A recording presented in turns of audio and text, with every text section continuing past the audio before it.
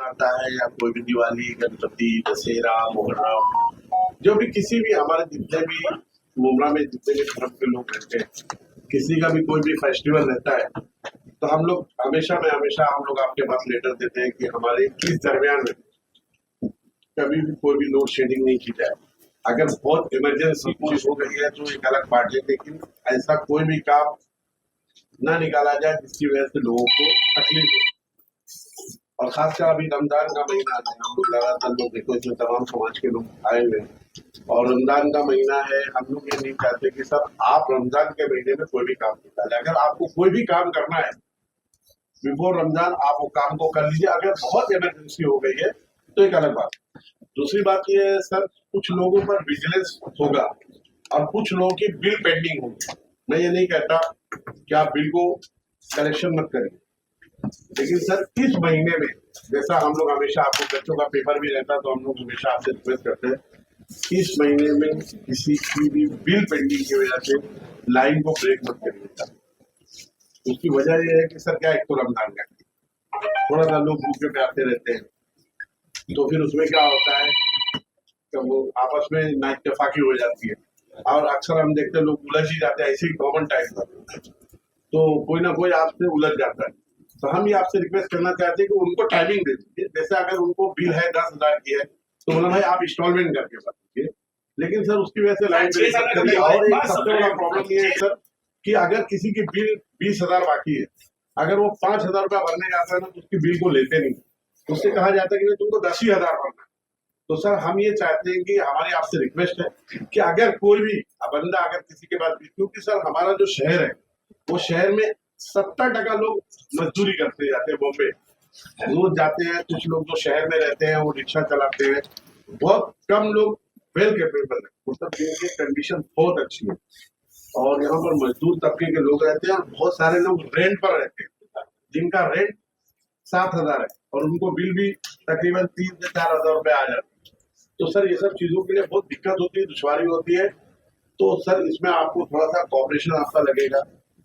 इसीलिए हम लोग ये तमाम लोग आए हुए हैं और हम ये चाहते हैं कि सिर्फ रमजान में नहीं, कोई भी धार्मिक किसी भी मजहब का जब भी कोई भी इस तरीके का त्योहार आवे तो सर उसमें थोड़ा सा आपको मदद लगेगी आपको। इसीलिए हम लोग आपके पास आए। और किसी का कोई विषय है, किसी के बात में, किसी के दिलो दिमाग में कोई बात हो तो सर को बोल सकते।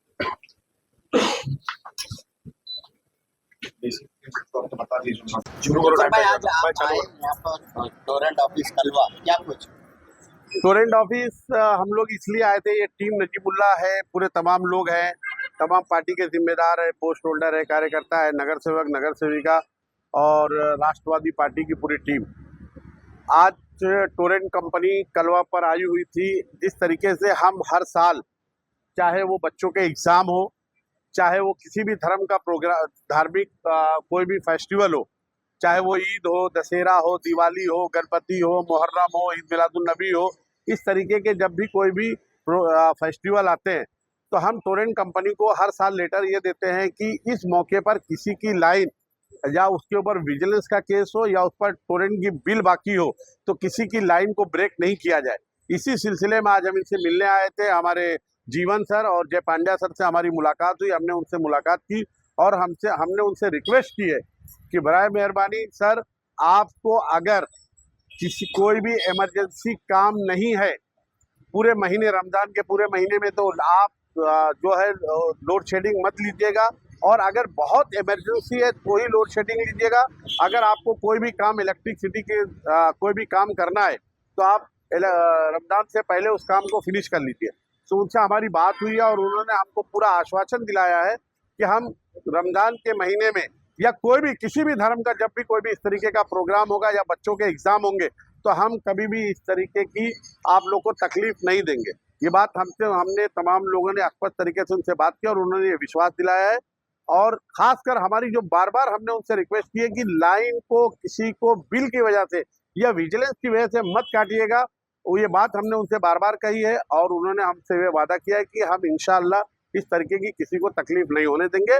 शहर के लोगों से अपील है कि अगर टोरेंट कंपनी का कोई भी बंदा लाइट बिल बैलेंस है या आपके ऊपर विजिलेंस केस हुआ, उस वजह से आपको रमजान के महीने में अगर आपके पास आकर के आपकी लाइन को ब्रेक करता है और या आपके मीटर को विदाउट इंफॉर्मेशन चेंज करता है जो आपको मालूमात नहीं है, तो कभी भी राष्ट्रवादी पार्टी की पूरी टीम नजीमुल्लाह को कांटेक्ट कर सकते हैं। और मैं मेरा नंबर आपको दे रहा हूँ 9588000088। इस नंबर पर कभी भी मुझे कॉल कर सकते हैं। लेकिन मेरी शहर के लोगों से अपील ये भी है कि अगर लाइट का बिल बैलेंस है 20,000 है तो 5,000 भर दीजिए, 4,000 भर दीजिए। हमने उनसे कहा है कि जितना भी लोग भरना चाहे उस बिल को आप लीजिए, ये डिमांड मत करिए कि 20,000 है तो हम 10,000 लेंगे।